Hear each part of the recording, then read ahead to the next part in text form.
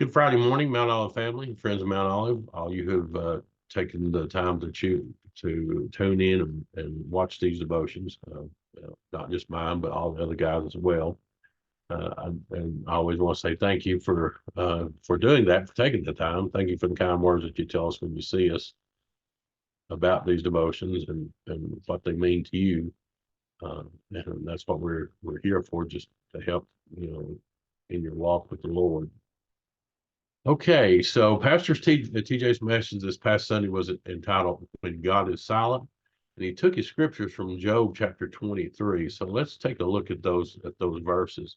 Job 23:1 said, "Then Job answered and said, Even today is my complaint bitter. My stroke is heavier than my groaning.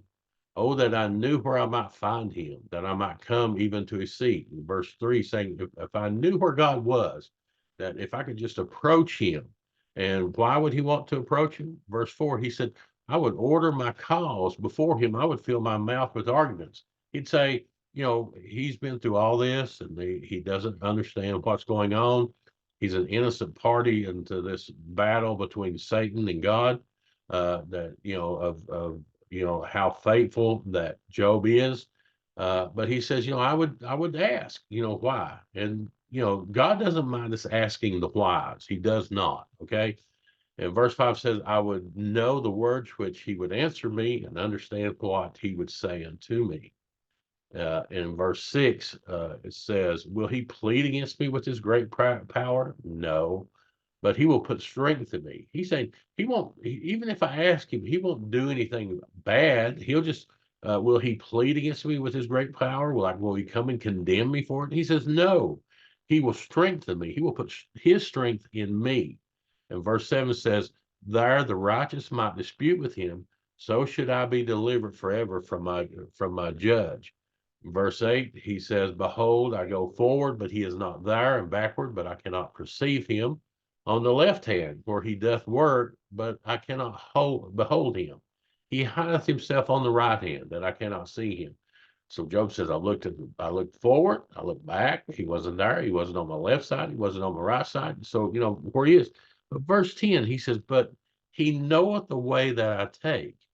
When he hath tried me, I shall come forth as gold. Now, if you go back and you read chapter 22, you'll find in that chapter is where Job's friend Eliphaz has berated Job for his righteous living. And he tells Job he's being punished for his secret sin, this sin that Job has committed, but no one knows about. But God does. And now God is dishing out his punishment for this secret sin. And Job starts out 23 by rightfully ignoring all the wrong advice that Eliphaz has been accusing him of. Job says, if I could just find God and meet with him, I could find out why this is happening. He's saying that God can handle all the questions that I have, and he is not hurt by the asking. God's not going to be hurt by us asking why. And Job knows God would answer him in grace and not in anger, but he can't find God. God has hidden himself.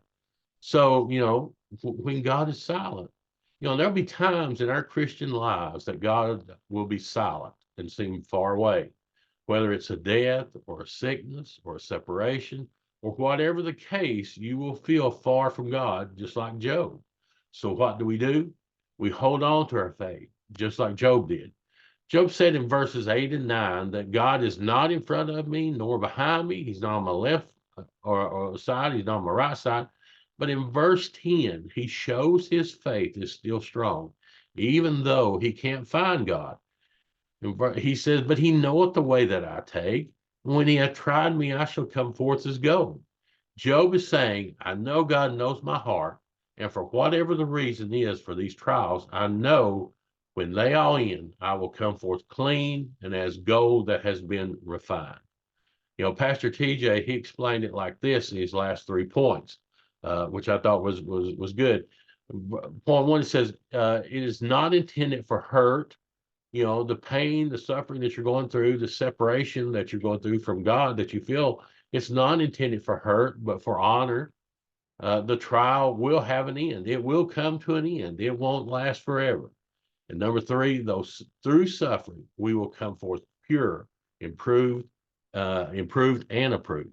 So, even when God is silent, he is still there. He still loves and cares for us. So never forget that. God may seem far away, but he's right there with you. You know, there is a reason for God allowing this. As I've said before in past devotions, everything that comes to us as a Christian is sifted through God's hands. He only allows the things that may be bad, or these little trials that we go through. He only allows them by his grace. He knows what he's doing. So, always remember that God is there, God loves us, and he cares for us. That's my devotion for Friday. Hope to see you on church on Sunday. Continue to remember Teresa in your prayers. She is still very sick with this. It's not the flu now. We went on Wednesday back to the doctor, and they think she may have a little pneumonia in one lung. So, she's going to have to go back on oxygen for a while to see if she can get all this cleared up. And they give her some more medication. But the greatest thing is if you all will pray. Pray that God will touch her in a very mighty way and get this stuff cleared up. As some of you know, some of you may not. She does have a lung condition, and this this sickness has been affecting that as well. So be much in prayer for her. Love you, and we hope to see you on Sunday.